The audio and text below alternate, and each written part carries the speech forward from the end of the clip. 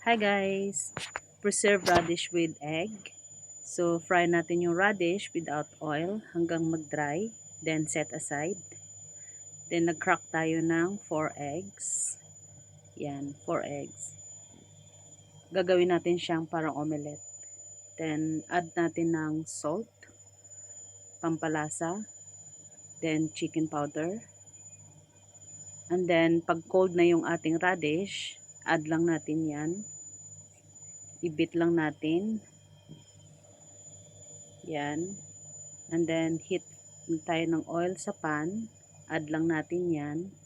Lutuin natin siya parang omelette. Yan. Then, dahil hirap na hirap nga ako dyan, napunit ko.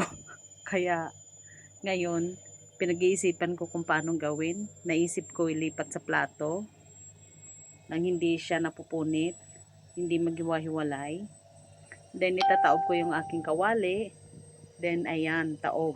Parang, kunyari tayong expert na chef dyan. Ayun. And then, after na maluto, lipat lang natin sa ating plato. Iwaan lang natin na para siyang pizza. Then, serve lang natin with chili sauce. Thanks for watching. Yummy!